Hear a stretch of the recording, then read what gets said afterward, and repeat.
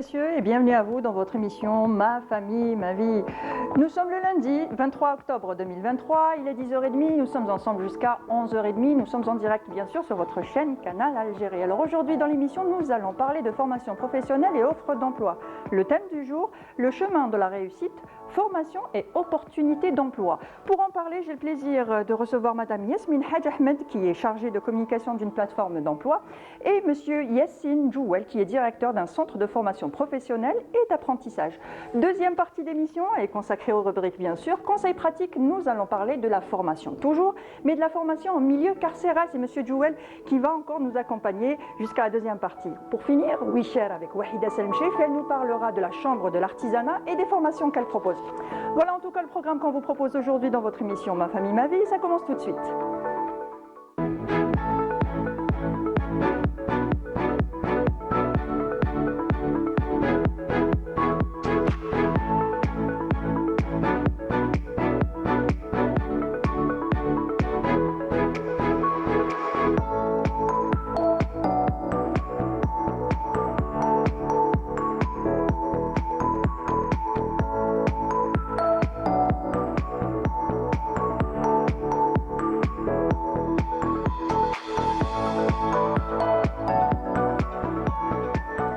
Bienvenue à vous, chers amis téléspectateurs et téléspectatrices. Alors, comme je le disais auparavant, aujourd'hui, nous parlons de formation professionnelle et opportunités d'emploi. Le thème du jour, le chemin de la réussite, formation et opportunités d'emploi. Si ce thème vous parle, si vous avez envie de nous poser des questions, vous avez besoin d'informations ou vous voulez tout simplement témoigner, une seule chose vous reste à faire, c'est de composer le numéro qui s'affiche en bas de votre écran, le 021 23 98 91, le 021 23 98 91. Nos invités se feront un plaisir de répondre à toutes vos questions. Alors, ils se sont installés, nos invités, ils sont là avec nous. Madame Yasmine Hadj Ahmed, vous êtes chargée de la communication d'une plateforme d'emploi. Bonjour et merci d'avoir accepté notre invitation. Bonjour, merci à vous de nous avoir contactés. J'espère que l'échange sera fructueux, qu'on pourra apporter un maximum de choses aux téléspectateurs. Inch'Allah. Et avec nous aussi, Monsieur Yassine Jouel, vous êtes directeur d'un centre de formation professionnelle et d'apprentissage et représentant du ministère de l'Enseignement et de la Formation professionnelle. Bonjour et merci d'avoir accepté notre invitation. Bonjour madame, je suis très content et je vous remercie au nom du ministère pour l'invitation et pour l'accompagnement permanent de notre secteur. Alors, on va parler tout d'abord avec la formation professionnelle. On va commencer par vous. Le thème de cette rentrée professionnelle est la formation professionnelle et les défis du renouveau économique. Alors, comment le secteur de l'enseignement et de la formation professionnelle s'est-il préparé pour cette rentrée, notamment en termes de ressources humaines, d'infrastructures et d'équipements? Oui, absolument. La rentrée professionnelle est un événement qui déclenche le processus de préparation de la main-d'œuvre qualifiés en faveur du marché de l'emploi. Le secteur a déployé tous les moyens matériels et humains pour la réussite de cette entrée. On a marqué plus de 400 000 nouveaux insérés, donc ils ont été insérés à partir de la rentrée était le 8 octobre. Ils ont été intégrés, introduits dans les sections. Le secteur a marqué plus de 400 000 apprenants dans tous les modes de formation, dans 604 de la catégorie particulière. D'accord.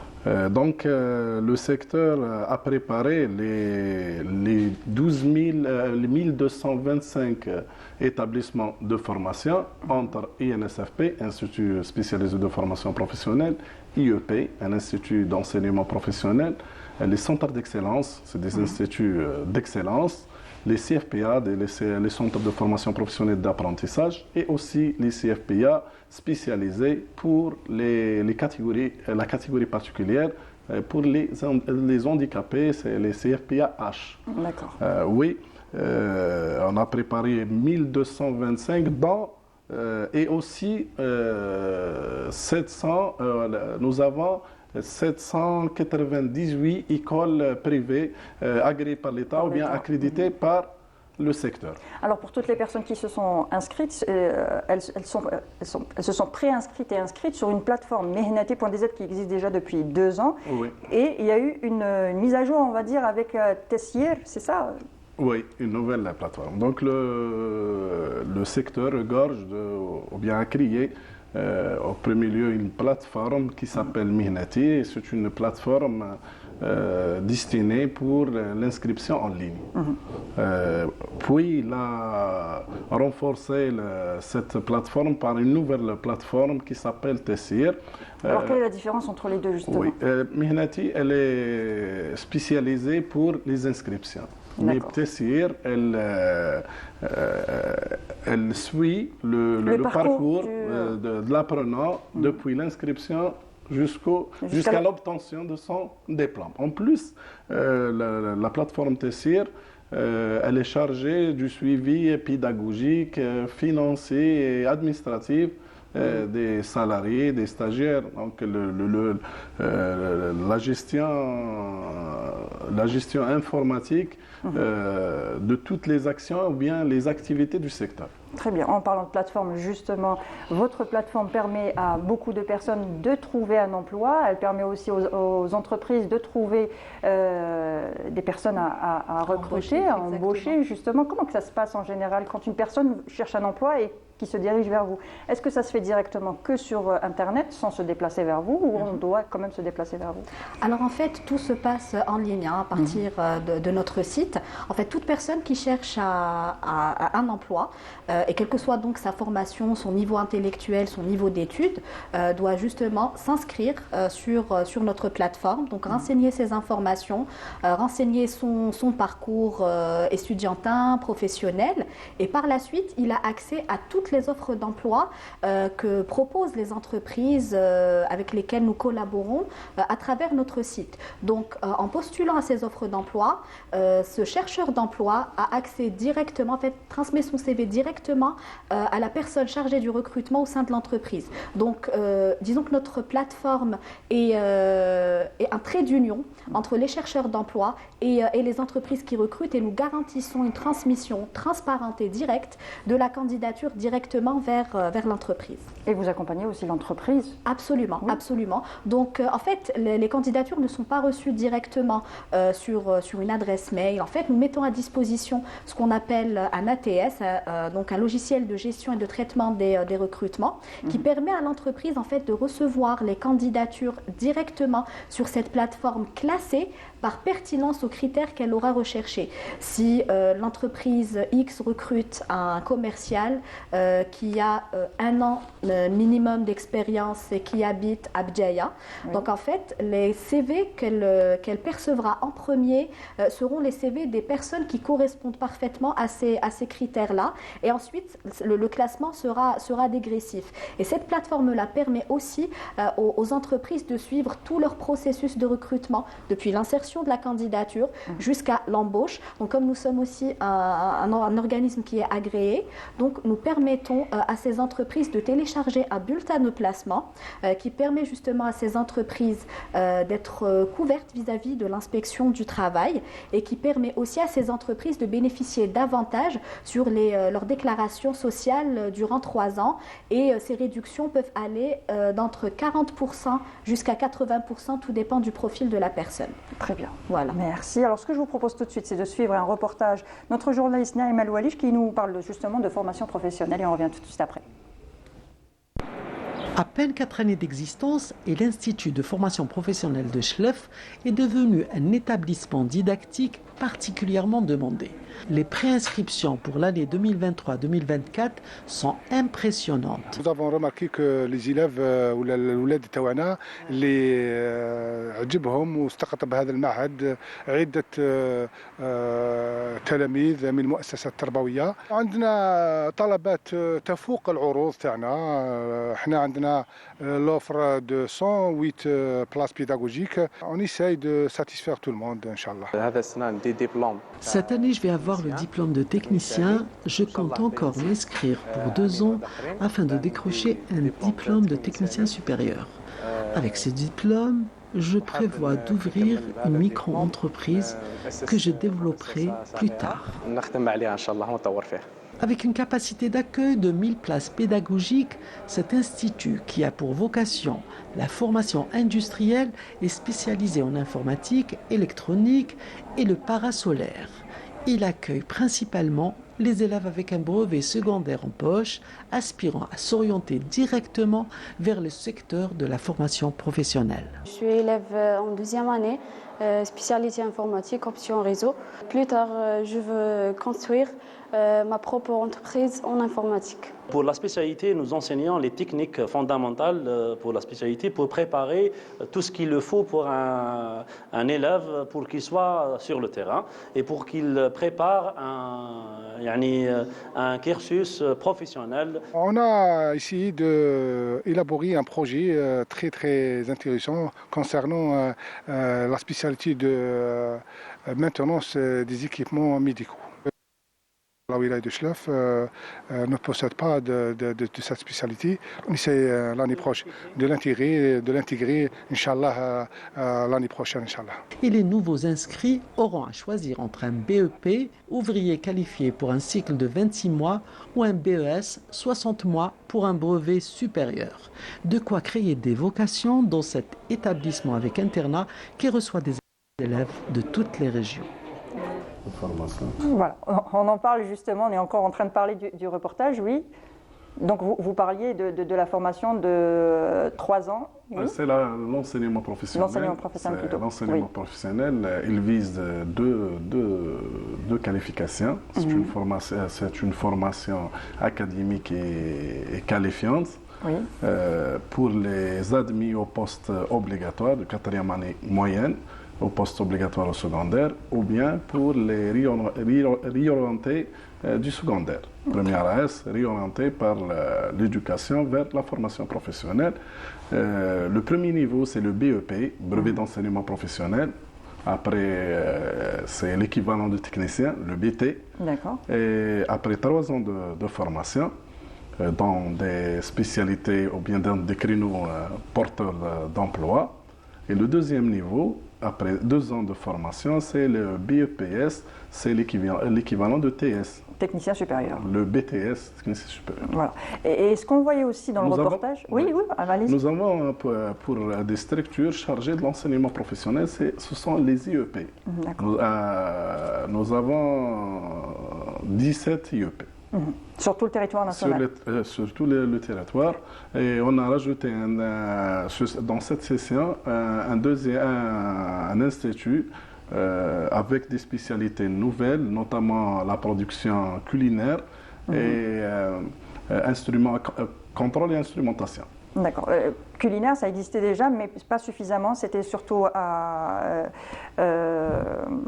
Tizi Ouzou aussi. Et voilà. Oui, c'est la formation professionnelle. Formation professionnelle. Nous avons 2 segments. Un segment chargé de la formation professionnelle pour les 5 niveaux, CFPS niveau 1, CAP, certificat d'aptitude professionnelle niveau 2, le CMP, certificat de maîtrise professionnelle, et le BT, brevet de technicien, et le BTS, niveau 5. Et c'est un domaine qui est très demandé, la cuisine en ce moment, ces derniers temps. Oui. Il fait partie de la cuisine, elle fait partie de la branche professionnelle HRT. HRT, c'est l'hôtellerie, restauration et tourisme. Donc, c'est la fusion, donc c'est des spécialités qui marchent ensemble. Très bien ensemble en ce moment. Oui. Et justement, oui, vous vouliez rebondir, je vous vois réagir. Oui. Les entreprises avec lesquelles nous collaborons et qui sont dans ce secteur peinent à trouver des profils qui sont justement issus de ces formations, donc tourisme, hôtellerie, cuisine, etc. Donc c'est des profils qui ne viennent pas forcément s'inscrire sur une plateforme de recrutement, qui ne vont pas tout simplement aller chercher du travail via le net. Or qu'il y a beaucoup d'opportunités aussi d'emploi qui sont justement disponibles sur toutes les plateformes en ligne. Donc ça serait bien peut-être de faire un rapprochement. Un rapprochement entre les deux, exactement. Un partenariat, bien sûr. Absolument. Parce que certaines spécialités qui entrent dans le cadre de cette branche professionnelle, notamment, sont trop demandées par le marché du travail. Donc notre objectif, c'est de satisfaire la demande économique, d'accompagner le partenaire économique. Absolument. Par exemple, le bagagiste, Oui, le chef de rang, le serveur. le serveur, la gouvernante, Donc, la nous avons un problème, un grand problème dans le service. Et pour améliorer la qualité de service, parce que les critères de vente de marchandises ou des prestations, ils sont 5. Pourtant, les formations Qualité, sont prix, très qualifiantes. Et, Qualité, prix, service rendu, rareté, la mode et la qualité de service, elle est très importante. absolument. Exactement. Dans, C'est ce qui fait que le client revient. marketing, Absolument. comme vous savez, absolument. le marketing, c'est la publicité. La publicité, c'est la technique par laquelle vous convaincre une Vous personne attirez, habitant au pôle Nord d'acquérir un réfrigérateur. Absolument. Voilà. Alors justement, quelles sont aussi toutes les nouvelles branches justement de cette Oui, année? Il y en oui. a pas mal aussi. Comme j'ai indiqué auparavant, donc on accompagne le secteur économique dans ses nouveautés, on accompagne le développement économique du pays. Donc nous avons la transition énergétique, la transition numérique, donc nous avons l'eau. Oui, le dessalement de l'eau, oui. Oui, les stations de dessalement de l'eau, c'est des projets de souveraineté nationale. Exactement. Donc, dans cette session, on a intégré de nouvelles spécialités, notamment l'exploitation des BTS en exploitation des stations de dessalement d'eau, dans l'exploitation, dans la maintenance des lignes ferroviaires. Ferroviaire, oui. Le Qui n'a rien à chemin de voir avec fer, les les formations. locomotives, la voilà. mécanique des locomotives, etc. Nous avons. C'est une école d'excellence, il faut le rappeler aussi. C'est une école d'excellence pour les. C'est des spécialités d'excellence. Voilà. Qui se font dans des établissements d'excellence ou bien dans des INSFP ou bien des CFPA. Nous avons des spécialités qui sont qualifiantes, qui font partie de la nomenclature de la formation qualifiante. Nous avons deux nomenclatures. Donc, en tant que secteur, on forme selon la nomenclature ou bien hors nomenclature. Hors nomenclature, nous avons des structures. Donc, comme le CNEPD, il peut dispenser des formations à distance hors nomenclature, comme la langue anglaise, d'autres spécialités. Et pour les établissements, ils sont canalisés de formation, notamment les CFPA, les instituts, même pour les IEP. Les IEP, ils ont une nomenclature propre à eux. Donc, pour la nomenclature, comme vous savez, nous avons une nomenclature. Actuellement, elle contient 495, la nomenclature diplômante, et nous avons les formations qualifiantes. La nomenclature de la formation diplômante, elle contient 495 spécialités. Elle est partie sur 23 branches professionnelles, en commençant par l'agriculture jusqu'à l'industrie pétrolière, en passant par les métiers d'eau et d'environnement, par le textile, l'habillement et confection, par la mécanique, mécanique moteur-engin, par plusieurs branches professionnelles, informatique, transmission et communication, électricité, électronique et énergétique. Vous formez pratiquement dans tous les secteurs. Bien sûr. On a le choix. On peut dire qu'on a le choix Oui, si on de se dirige choisir. vers la formation professionnelle. Ce qui est dommage, c'est qu'avant, et ça reste encore un petit peu aujourd'hui, c'est qu'avant on se disait c'est ceux qui ne réussissent pas qui se dirigent vers la formation professionnelle, alors qu'aujourd'hui on voit des personnes qui ont quand même fait tout leur cursus universitaire aussi, mais qui se dirigent vers la formation professionnelle pour changer de branche, pour changer de métier, ou parce que ce que vous proposez aussi est très intéressant et ça répond plus à la demande économique d'aujourd'hui. Oui, absolument. Si je peux rebondir sur, Oui. sur ça, justement. Allez-y. En fait, le feedback qu'on a des entreprises, c'est que les candidats qui ont fait leur cursus dans la formation professionnelle sont mieux préparés à aborder le marché de l'emploi. Parce qu'il y a beaucoup de formations, c'est vrai, mais il y a aussi beaucoup d'apprentissage, il y a beaucoup de mise en situation et il y a beaucoup de stages qui sont faits au niveau Les sorties pédagogiques, Oui. Exactement. Donc, la formation professionnelle l'immersion peut-être professionnelle. prépare mieux le candidat ou l'apprenant à aborder le marché de l'emploi, à être plus autonome et à s'intégrer plus rapidement à l'entreprise qu'une personne qui a fait peut-être le cursus universitaire et qui n'a pas eu en fait à faire beaucoup de stages ou beaucoup d'apprentissage, beaucoup de mise en situation lors de son cursus. Donc c'est le feedback qu'on a justement des entreprises. Et en parlant de feedback des entreprises, quelles sont les tendances justement actuelles actuelle? On demande quoi au juste? Quelles sont les tendances en matière de travail? Alors en fait, si on parle de nombre d'offres d'emploi, donc la tendance est à la hausse comparée à 2022. Donc on a une hausse de 30% sur le nombre d'offres d'emploi. La tendance n'a pas changé par rapport au secteur qui recrute le plus. Donc monsieur a cité les stations de dessalement et d'autres métiers qui sont un petit peu dans l'industrie. Donc le secteur de l'industrie est le secteur qui recrute le plus à travers notre plateforme. Donc ça représente à peu près une hausse de 46% comparée à l'an passé. Nous avons ensuite le secteur des services, distribution, commerce, d'informatique, télécom, de banque et assurance et de BTP qui arrivent l'un après l'autre en termes de nombre d'annonces. Et c'est à peu près une hausse, comme je vous l'ai dit, de 30% par rapport à l'an passé.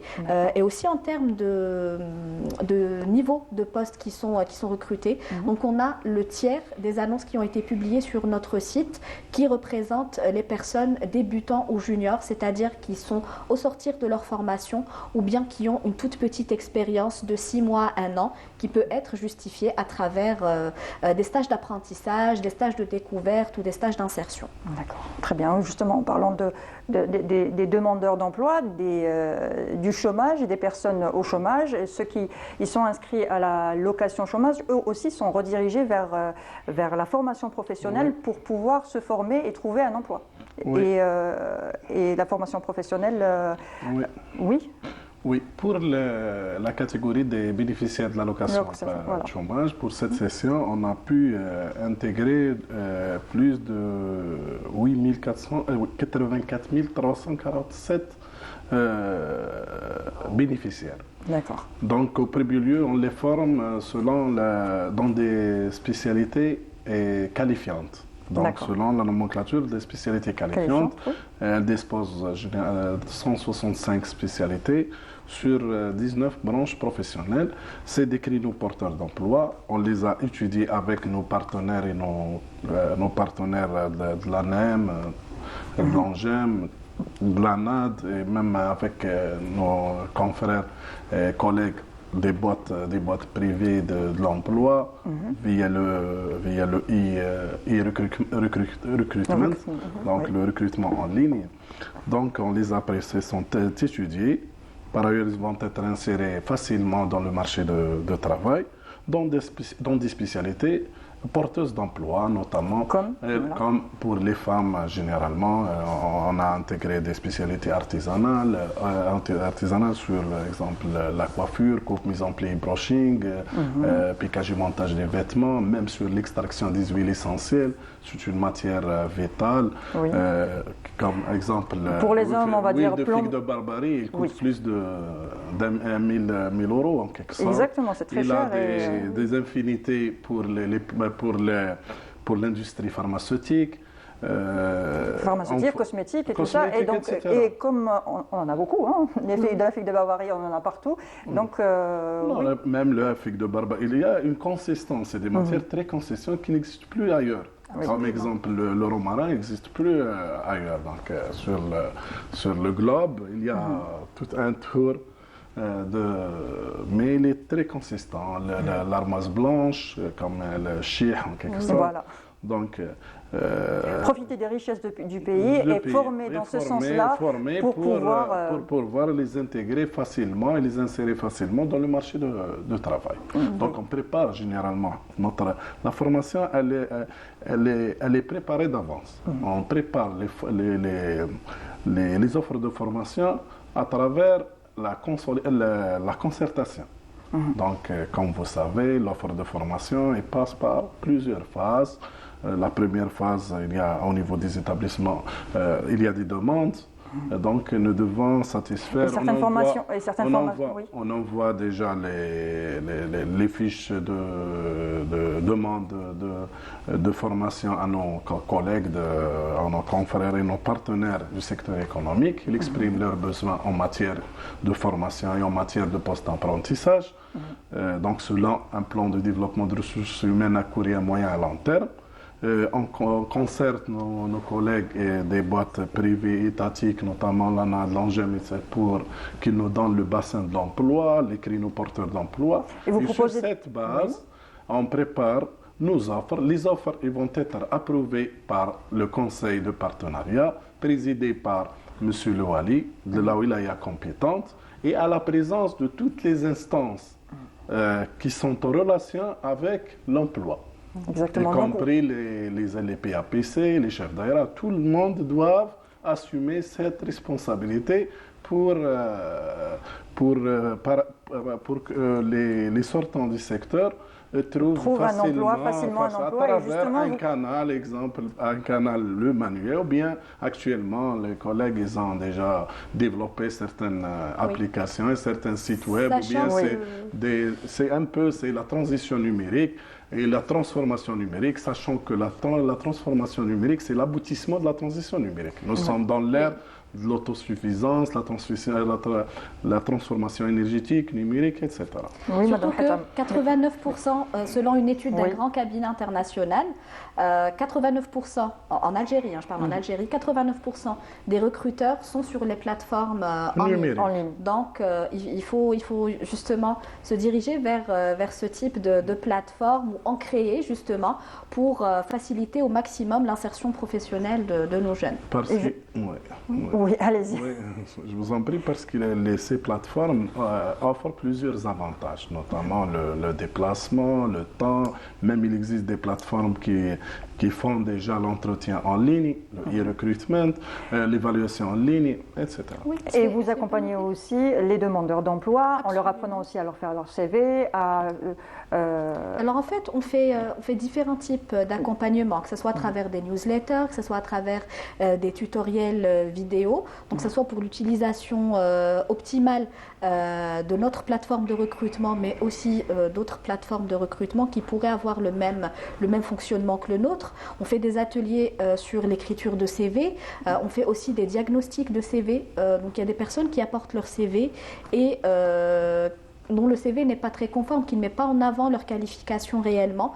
Donc on les accompagne à l'écriture d'un CV qui met en avant leur qualification et qui leur permettent justement de briller auprès du recruteur. On coach aussi, on donne des conseils sur la tenue d'un entretien d'embauche. Donc on le fait déjà à travers notre siège, à travers nos différents canaux de communication, notamment les réseaux sociaux ou même, comme je vous l'ai dit, les newsletters.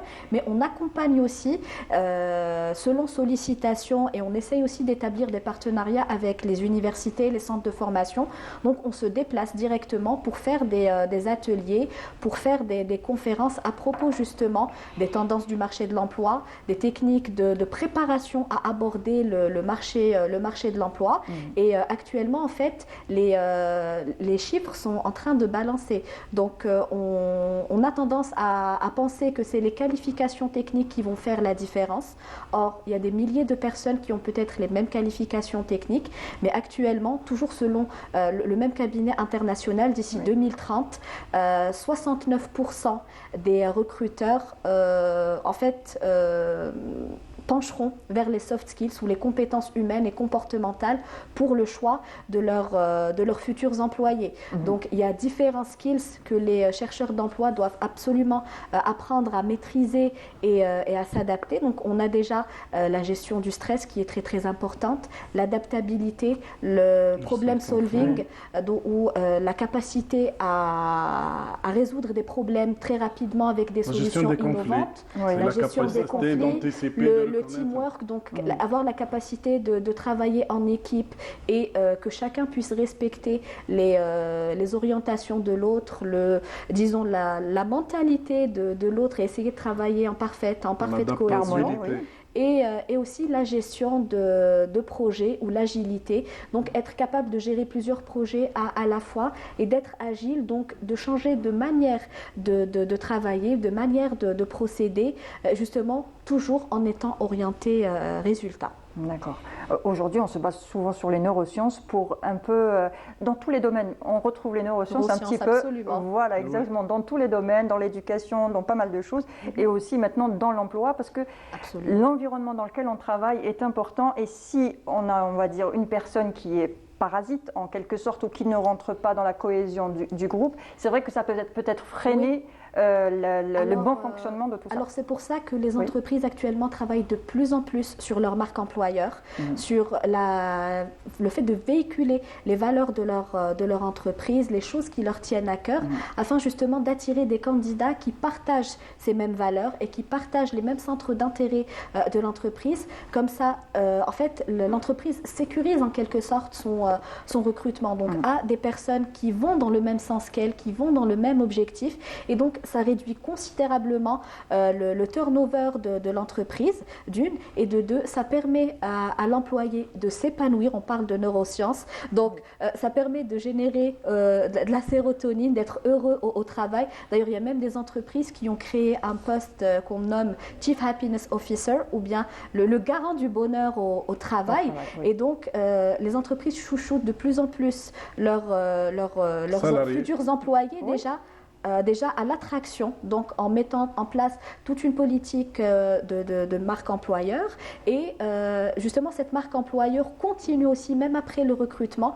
Donc il y a beaucoup d'actions de fidélisation qui sont entreprises par l'entreprise, et donc qui permettent justement à cette recrue de s'épanouir, d'évoluer et d'apporter positivement sa touche aux objectifs et aux valeurs de l'entreprise. Et je ne sais plus qui disait déjà, aime ton travail, tu ne travailleras jamais de ta vie. Confucius. Voilà, exactement. Donc c'est ça, il faut aimer son travail et ça aide justement à avoir une bonne harmonie. Oui, vous voulez pour le secteur, durant la formation, avant la formation, les demandeurs d'emploi sont orientés par des conseillers à l'orientation. Ce sont des psychologues cliniciens, ou bien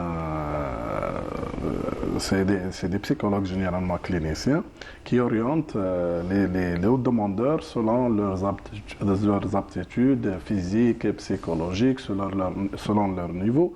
En plus, le secteur il dispose de 6 instituts régionaux, un institut national. Je vous demande juste une petite pause, on a reçu un appel. C'est Mariam qui nous appelle d'Alger. On va essayer de répondre à ces questions. Bonjour Mariam. Allô? Oui, bonjour. Moi, c'est pour un témoignage, parce que j'ai passé l'âge du travail. Oui. C'est pour dire que moi, j'ai fait une formation universitaire ici, et on a eu énormément j'ai eu énormément de difficultés à trouver de l'emploi, etc. Du coup, pour ma fille, je l'ai inscrite directement, je ne me suis pas posé la question, en formation professionnelle. Et ça a été payant pour elle. Donc, j'invite les parents qui ont des enfants à ne pas hésiter à les envoyer en formation professionnelle, parce que c'est vraiment directement lié au marché de l'emploi et on sait vers quoi on va. Exactement. Malheureusement, avant, on avait une mauvaise image de la formation professionnelle. C'était les personnes qui n'avaient pas réussi qui se dirigeaient vers ça. Oui. Mais aujourd'hui, la formation professionnelle est la réussite, en quelque sorte. Oui, sauf que moi à l'époque, c'était pas. Si je ne me suis pas inscrite en formation professionnelle, c'est parce qu'il n'y avait pas ce que je voulais faire. Moi, j'avais une idée de ce que je voulais faire dans la vie, et il n'y avait pas ça en formation professionnelle. Je pouvais le faire qu'en passant par l'université. Mais sinon, non, j'avais moi aucune mauvaise image de la formation professionnelle. Hein. D'accord. Voilà. Oui. Une autre question. Vous avez une question sinon? Non, j'ai une autre question, mais pas à ce sujet-là. Il faudrait me renvoyer à la dame. D'accord, très bien. Merci à vous. Merci pour votre témoignage, Mariam. Voilà, alors c'était Mariam qui a justement choisi la formation professionnelle pour sa fille pour être sûre qu'elle soit intégrée, insérée, embauchée. Oui, c'est ce qu'on disait. Hein, donc l'insertion professionnelle préparerait mieux le futur candidat à l'emploi, à l'insertion dans le monde professionnel, vu qu'il y a beaucoup d'apprentissage dans la formation professionnelle. Je rappelle juste le numéro de téléphone. Si vous avez envie de parler, je vais vous donner la parole, ne vous inquiétez pas. Alors, si vous avez des questions ou des témoignages, on parle de formation professionnelle, d'offres d'emploi, donc n'hésitez pas à composer le numéro qui s'affiche juste en bas de votre écran, le 021 23 98 91, le 021 23 98 91. Oui, monsieur Djouel. Donc, le secteur dispose de 6 instituts régionaux et un institut national qui se charge de l'ingénierie pédagogique, c'est-à-dire de la formation du personnel du secteur et la préparation et le développement des programmes de formation. Sur les programmes de formation, le secteur a intégré des modules qui sont intéressants, qui sont liés à l'entrepreneuriat et les techniques de recherche de l'emploi, à l'instar de la langue anglaise, de l'informatique. Donc le secteur vise d'intégrer les spécialités de pointe, notamment les micro-spécialités de l'IT, Information Technology, donc comme l'intelligence artificielle, la réalité virtuelle, la réalité augmentée pour certaines simulations. Donc, pour améliorer la qualité de formation. Et surtout pour les formateurs, tous les formateurs doivent passer par une formation pédagogique qui apprennent certaines compétences et certains savoirs pour le côté psychologique, commençant par la psychologie de l'individu jusqu'à les méthodes pédagogiques, les techniques de communication, pour la prise en charge, pour une bonne prise en charge des apprenants. Très bien. Oui. En parlant d'intelligence artificielle, aujourd'hui, on vit avec, il faut dire la vérité, on limite, beaucoup de personnes ne peuvent plus s'en passer, et surtout avec le chat GPT et ce genre de choses. Donc, en quoi ça peut apporter à l'entreprise ou aux demandeurs d'emploi? Ok, donc ce que ça peut apporter, bon, déjà dans notre plateforme, nous sommes aussi en phase de réaliser une IA générative pour aider non seulement les entreprises dans la conception de leur fiche de poste, de leur job descriptif, et aussi aux chercheurs d'emploi pour l'élaboration de leur CV. Donc on est en phase d'intégration de cette intelligence artificielle pour faciliter la vie à l'entreprise et aussi aux chercheurs d'emploi. Ce que peut nous apporter justement l'intelligence artificielle, donc c'est un gain de temps pour le fait de se consacrer aux autres tâches de réflexion, de stratégie, etc. Donc toutes les tâches manuelles peuvent être pas remplacées, mais automatisées à travers l'intelligence artificielle. Et donc cette compétence doit faire partie des compétences que doit apprendre le chercheur d'emploi, maîtriser pour être intégré plus facilement, vu que c'est aussi un skill qui est de plus en plus demandé chez l'entreprise. Et justement, est-ce que l'intelligence artificielle ne va pas, on va dire, supprimer quelques postes? On ne va plus avoir besoin de certaines fonctions ou de certains postes, ou certains postes vont, on va dire, muter, se transformer. On a dit ça justement avec la Covid, qui nous a imposé, disons, bombardé de digitalisation. Donc il y a eu, il y a beaucoup de personnes qui ont eu peur que leur poste ne disparaisse. Finalement, non. Donc en fait, il va y avoir certainement cela avec l'intelligence artificielle. Il va y avoir un upgrade des compétences, des qualifications. En fait, on doit faire copain-copain avec l'intelligence artificielle, l'intégrer à ses compétences, l'utiliser dans ses tâches et missions quotidiennes, justement, pour que l'IA ne supprime pas son emploi. Et c'est pareil pour toutes les nouvelles qualifications. En fait, tous les métiers sont en train de muter, et pas spécialement vers l'intelligence artificielle. Donc les métiers mutent de plus en plus rapidement.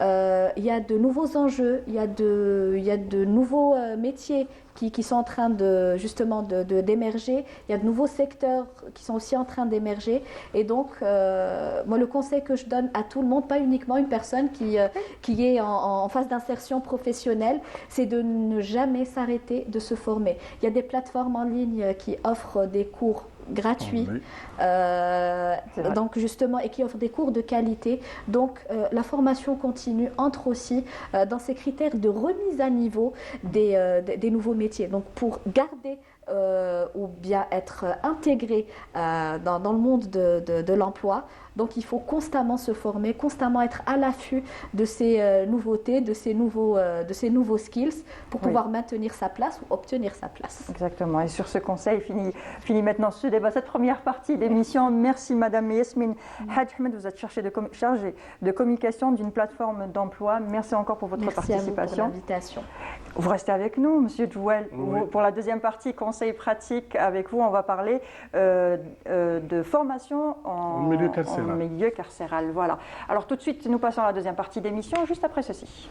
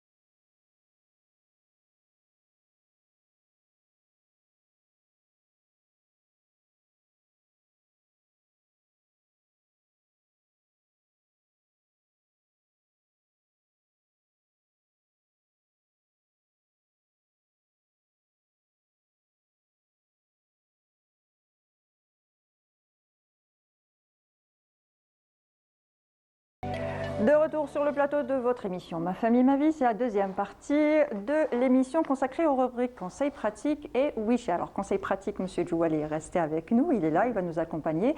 Et bien sûr pour Wisha, c'est Wahida Salim Sherif. Bonjour Wahida. Bonjour Mounia. Ça va?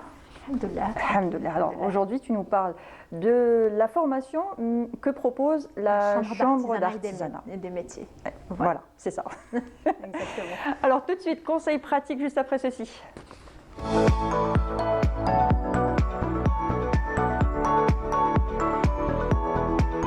Alors on parle de formation en milieu carcéral. La formation joue un rôle essentiel dans la préparation des détenus à une réinsertion réussie dans la société. Et justement, les détenus peuvent aussi suivre des formations professionnelles. Est-ce que vous pouvez nous en dire d'abord un petit peu plus avant de vous poser une première question? En vertu d'une convention établie entre le secteur de la formation et de l'enseignement professionnel et le secteur de la justice, représenté par l'administration générale des établissements pénitentiaires et de la réinsertion, et à travers leurs offices, l'Office national des travaux éducatifs et d'apprentissage, on forme chaque année, chaque session, plus de 30 000. Nous avons deux sessions. Une session principale, c'est la session de septembre ou bien d'octobre, et une session de rattrapage, c'est bien la session de février ou bien mars. Je vous ai justement pas posé la question, pourquoi il y a deux sessions? En général, c'est pour laisser aux personnes qui n'ont pas eu le temps de s'inscrire en septembre ou en octobre avoir une autre occasion pour s'inscrire et faire dans des métiers toujours porteurs d'emploi. Très bien. Donc, chaque session, on intègre et on insère plus de 30 000 détenus, donc, ou bien des résidents des établissements pénitentiaires, dans des spécialités, dans des métiers porteurs d'emploi.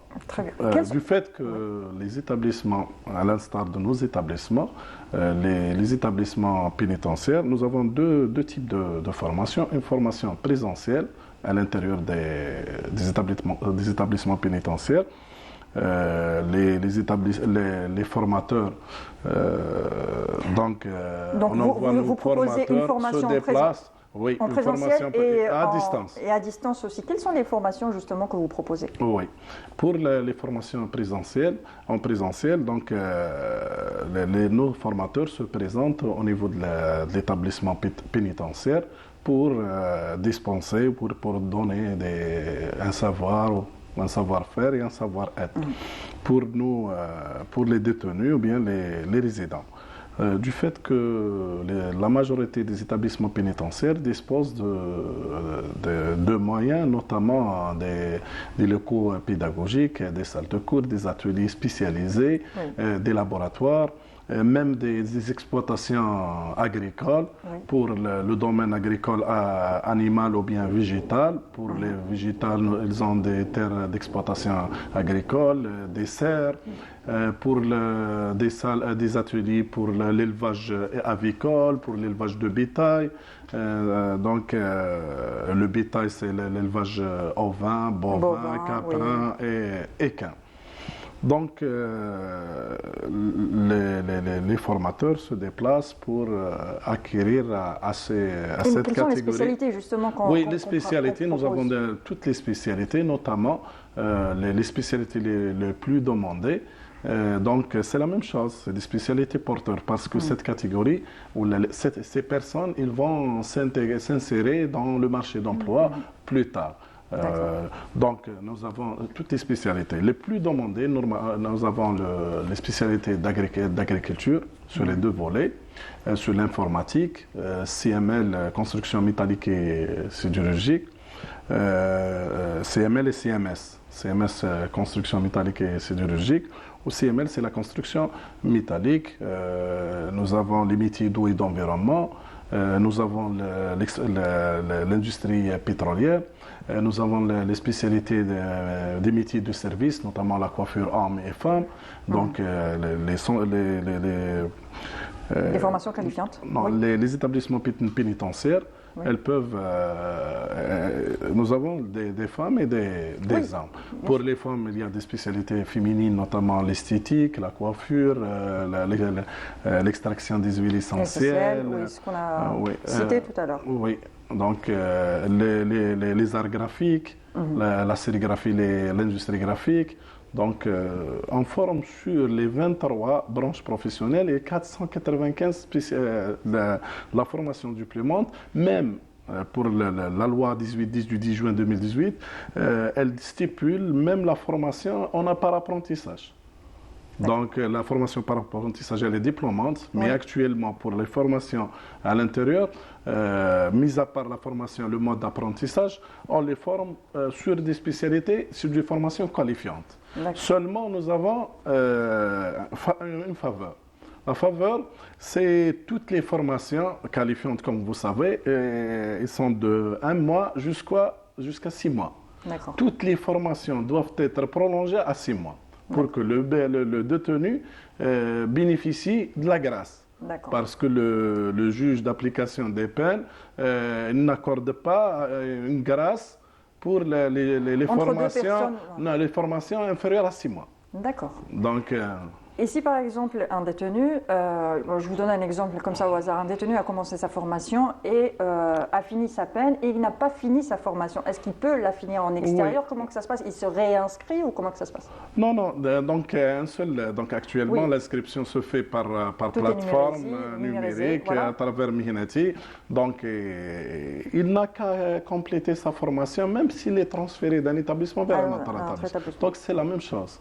Comme toute demandeur ou toute personne ou toute stagiaire ou bien apprenant, c'est la même chose. Même un apprenant qui a déménagé d'une wilaya à une autre, il fait la même chose. D'accord. Donc, il n'y a pas, sur les diplômes, il n'y a pas la mention que cette personne était détenue. Donc, c'est des diplômes, comme tout diplôme, que ce soit en formation qualifiante ou bien diplômante. Et est-ce que vous pouvez nous parler un petit peu plus de la formation à distance dispensée? Oui. Au profit de cette catégorie. Exactement. Donc, on dispense, nous avons un centre, c'est le CNEPD, Centre national d'enseignement à distance, l'enseignement professionnel à distance. Donc, il offre des spécialités en se référant à la nomenclature, comme il offre des spécialités hors nomenclature. Pour cette catégorie, donc, même les formations peuvent être dispensées à travers, nous avons un portail dans ce centre consacré pour le e-learning, c'est la formation en ligne. D'accord. Et ils peuvent quand même avoir même l'avantage sur le centre de formation à distance. Et donc, ils peuvent faire une formation diplômante à distance et une formation qualifiante. Par contre, les formations dispensées en quelque sorte en présentiel, la majorité, ce sont des formations qualifiantes. D'accord. Très bien. Oui, c'est des formations, excepté les formations par apprentissage. Et même par apprentissage, et les inscrits dans les spécialités d'apprentissage bénéficient des prix salaires comme tout le monde. Voilà, exactement. Oui. Et justement, on va revenir sur le CNEPD, la formation à distance, professionnelle à distance. Donc pour une personne lambda, on parle plus des personnes en milieu carcéral. En milieu carcéral. Pour une personne qui a envie de suivre, qui travaille déjà ou qui a déjà un emploi, qui veut suivre une formation professionnelle à distance, comment que ça se passe? Comment l'inscription se passe? Comment le choix se fait? Oui. Donc le CNEPD est destiné pour tout demandeur, y compris les catégories particulières. Oui. Seulement l'examen final, donc pour les formations diplômantes, les formations diplômantes sont rattachées à un établissement de formation. Donc, exemple, une personne qui habite à Alger, il est rattaché à un établissement au niveau d'Alger. Exemple, selon le niveau de qualification. Oui. Du niveau 1 au niveau 4, parce que les établissements des CFPA, ils forment du niveau 1 au niveau 4. Donc, CFPS, CAP, CMP, donc les agents de maîtrise et les techniciens. Et pour les cadres moyens ou bien les cadres, c'est à la charge des instituts. Les instituts sont chargés de former uniquement le niveau 5. D'accord. Donc, ils sont rattachés. Ils font leur l'examen final. Et la soutenance pour les sections de niveau 5, ils sont rattachés à un institut de la wilaya. Donc, nous avons pour le CNEPD, et le CNEPD dispose d'un nombre important de centres régionaux. Donc, chaque wilaya elle est rattachée à un centre régional et aussi nous avons des annexes pour l'inscription. L'inscription se fait sur la plateforme et aussi ils doivent on doit quand même se présenter déposer un dossier, au niveau de l'annexe ou bien du centre. Et le reste se fait à distance jusqu'au moment de l'examen ou de la soutenance. L'examen final, oui. Ou bien de la soutenance. Très bien. C'est la même chose. Donc pour une personne qui est déjà à l'université ou qui a déjà un travail, qui veut s'orienter vers autre chose, qui veut changer il peut faire une formation à distance. On peut s'inscrire à plusieurs formations en même temps à distance? Oui, absolument. Absolument? Oui, absolument. Tu peux faire, exemple, une formation diplômante, une formation qualifiante. D'accord. Tu ne peux pas faire deux diplômantes, mais il existe cette opportunité. Exemple, une formation qualifiante avec une formation. Mais deux formations diplômantes, tu ne peux pas. D'accord. Parce que l'inscription se fait en ligne. Vous avez déjà eu un numéro d'inscription. Tu ne peux pas avoir deux numéros d'inscription pour une formation diplômante. Très bien. Merci en tout cas pour tous ces éclaircissements. Merci en tout cas pour toutes ces informations. J'espère que ça a été utile en tout cas pour les téléspectateurs. Et vous restez avec nous parce qu'on passe maintenant à Wichel avec Wahida Salimchif qui va nous parler de la formation toujours, mais au niveau de la Chambre de l'artisanat et des métiers, juste après ceci.